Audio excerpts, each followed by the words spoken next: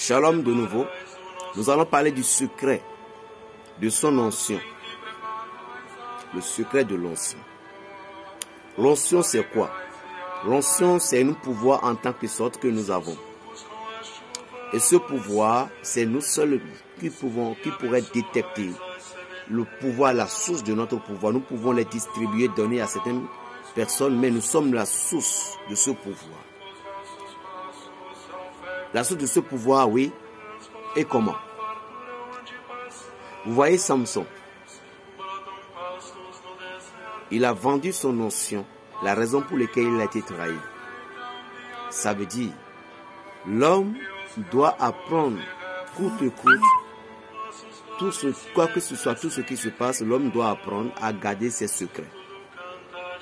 Nos secrets sont les porte-bonheur de notre vie. Les secrets sont la gloire de notre vie.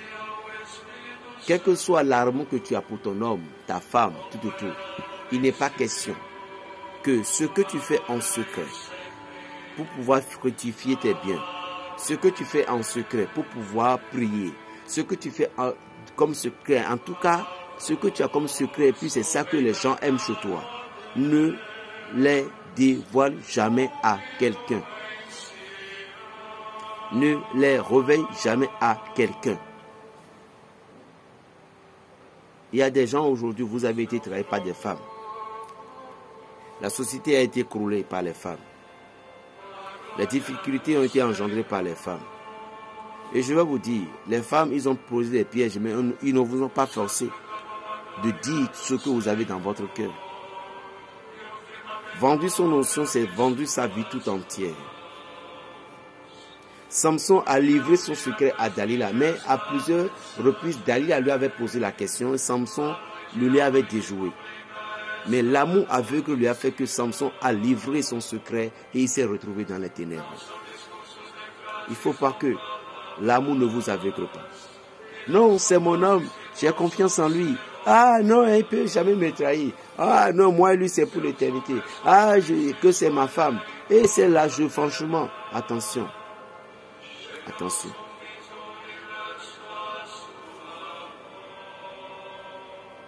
C'est toi-même que tu dois féliciter et non l'autre.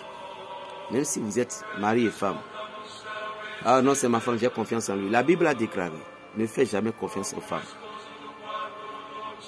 De la même aux hommes aussi également. Mais tu peux me dire, mais s'ils sont des couples, qu'est-ce qu'ils ont fait? Oui. Si tu as gagné une bonne femme, tu as gagné le paradis terrestre. Mais est-ce que tu l'as analysé depuis des années? Et quand tu as des problèmes, si tu lui parles, comment elle te reçoit? Lorsque tu as l'argent, et elle voit que tu as l'argent, quelles sont ses manières de faire? Ça fait deux. Lorsque tu lui donnes de l'argent, je parle de la femme, mais quand tu donnes de l'argent à ta femme, qu'est-ce qui se passe dans le foyer? Mais quand tu n'en as pas de l'argent, qu'est-ce qui se passe encore? On analyse toutes ces choses d'abord, avant de dire, attester que c'est non. Dans la parabole de la géomancie, dans les paraboles de la géomancie, il y a une parabole qui a parlé d'un signe. Je ne vais pas donner le nom, mais mes grands le savent. D'un signe qu'il y a un homme qui a fait confiance à sa femme jusqu'à ce qu'il a donné confiance Djindé. Et que son nom signifie confiance. Il a donné le nom à la femme dit confiance dans notre langue Djindé. Et un jour, tout à coup, un soir brusquement, il y avait un visiteur qui est venu les rendre visite. Et l'homme qualifiait tellement sa femme, il dit, tu vois ma femme Djindé. Ma femme Djindé, j'ai confiance en elle, c'est ma vie. Elle et moi, je suis elle. Le visiteur a dit, ah, ça c'est très bon, c'est une femme bénie, c'est une famille heureuse. Elles ont 2 enfants. Le mari en question est sorti pour aller en ville. Il dit, femme, occupe-toi de notre étranger, et puis pour qu'il puisse reposer un peu, demain il va partir. Il n'y a pas de problème. L'homme est sorti. Maintenant, le visiteur en question, il était à côté. si je me rappelle bien. Et il voulait se chauffer. Et il commence pas, il y a des pagnes sur elle, il commence pas à jeter dans une flamme. Et la femme disait, monsieur, mais pagne là, ce n'est pas encore gâté. Pourquoi tu es en train de les jeter? Le visiteur en question dit, oh non, ça c'est rien. Moi, dans mon pays, chez moi là-bas, là où je vivais, il y en a tellement. Donc quand lorsque je jette ça là au feu, je dois avoir d'autres. Par exemple, toi, le pain que tu avais apporté, c'est le visiteur qui s'adressait comme ça à la femme. Les pains que tu avais apportés, je peux changer ta vie. La femme dit, ah bon? Tu peux changer ma vie? L'homme dit, ouais.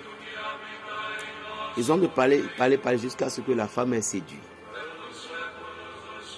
L'homme doit partir. On dirait le petit lendemain. Où la femme dit, visiteur, je vais t'accompagner. Je veux rester avec toi. Et le visiteur dit, mais et si ton mari nous attrape? Il dit, non, ce qu'on va faire, on va se dépêcher sur la voie pour que mon mari ne nous attrape pas. Et puis, ils se sont mis en route. 30 minutes après, le mari en question est rentré. Il dit, les enfants, où est votre mère Djindé? Il dit, maman avait tout de suite accompagné le visiteur en question pour que le visiteur en question doit rentrer chez lui. Papa a resté un peu, mais il se sentait un peu mal à l'aise. Il a pris la voie. Couru avec ces motocycles là. Jusqu'à ce qu'il les a aperçus à distance. Et la femme disait à l'homme visiteur pour dire, visiteur, dépêchons-nous, car mon mari là, il nous pourchassait, il vient déjà. Ils ont enchaîné la marche, mais malheureusement, l'homme en question les a eus. Maintenant, le mari, commence pas à se battre avec le visiteur pour dire, mais toi, je t'ai fait confiance, je t'ai nourri, je t'ai fait ci. Et la seule femme que j'ai, ma moitié, tu veux encore l'arracher. Ils ont commencé par se battre. Se battaient jusqu'à ce que le mari en question est arrivé maintenant à faire tomber le visiteur au sol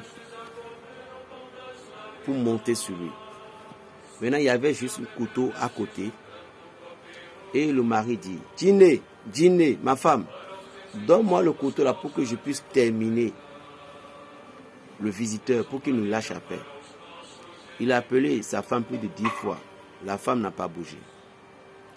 Et ceci fait, le mari s'est découragé un peu et l'étranger est arrivé maintenant au bout en faisant tomber le mari pour pouvoir monter sur l'homme au sol. Maintenant,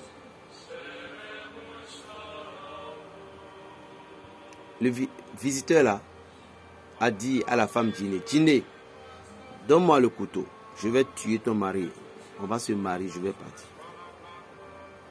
Imaginez la suite. Imaginez. La femme a pris le couteau, il a donné ça au visiteur. Le mari au sol a crié, pitié, pitié, ne me tue pas, à cause des 2 enfants qui sont à la maison. Le visiteur a eu pitié, il a laissé le mari. Et il dit à son époux, tu es tellement malade, jusqu'à ce que donne le nom de Djindé à ta femme. Vois-tu maintenant?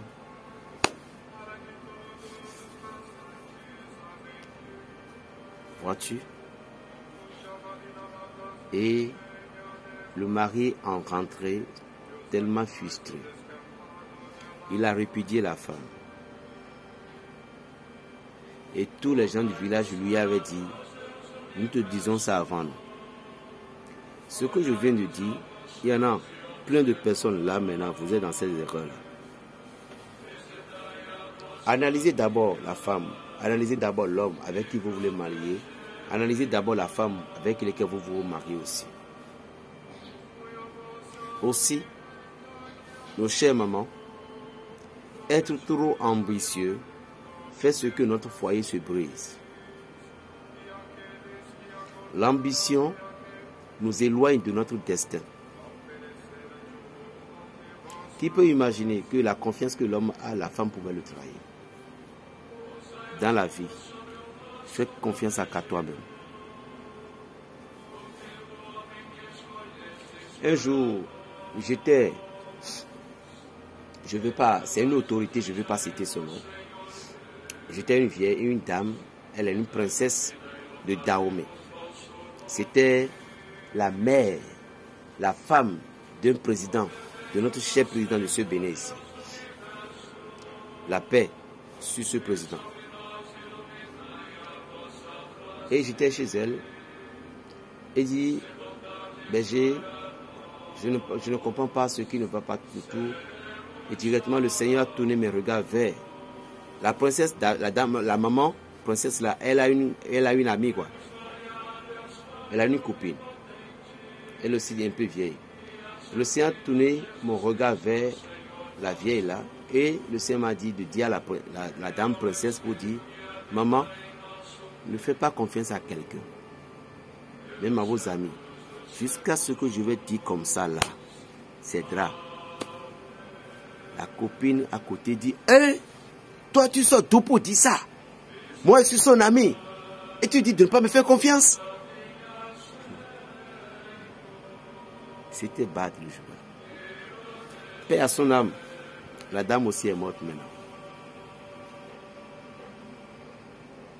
J'étais parti voir une dame aussi, elle est sénégalaise béninoise. Et c'était sa fille qui est indisposée. Une fille teint clair. Elle m'a dit de venir. Dans le temps, c'était un peu long maintenant. Et j'étais chez eux. Et le Seigneur m'a dit, berger. Le Seigneur m'a appelé par mon nom direct, il ne m'appelle pas berger. Il m'a dit, Félicien, ce n'est pas la fille qui est malade, c'est sa maman qui est malade. Oh, la dame, elle est en forme. Je dis, chère dame, le Seigneur m'a dit que vous, c'est vous qui êtes malade, que ce n'est pas l'enfant. L'enfant, oui, mais vous avez tellement de problèmes que votre esprit est sous la voie de mort. Il dit, quoi? Non? Moi, je suis avant comme ça, je n'ai jamais même senti pas un malaise. Je dis, si c'est comme ça, je ne vais pas travailler pour l'enfant aussi. J'ai dit, si c'est comme ça, je ne vais pas travailler pour l'enfant. J'ai laissé. Je vous jure, au nom de Dieu, 2 semaines après, la dame est morte. Ne s'amusez pas avec Dieu.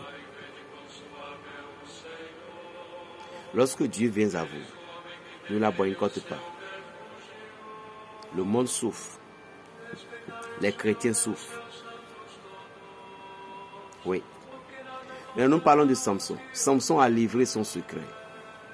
Et c'était sa mèche. C'est ce qui l'a entraîné la mort. J'avais parlé de Djindé, la dame qu'on appelle confiance. Tout ce qui brille n'est pas de l'or.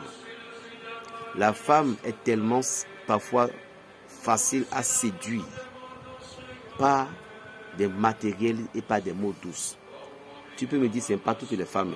Bon, toi tu as la chance que tu as surmonté. Jardin d'Éden. Le serpent dit quoi? Lorsque vous mangez, vous n'en mourrez pas. Chers amis, je n'ai pas de grand chose à te dire, mais apprendre à faire confiance à toi-même et apprendre à garder tes secrets. Apprendre à respecter toi-même et à rester discret. Plus 229, le 95, 26, 41, 46. Et dans le cœur, shalom.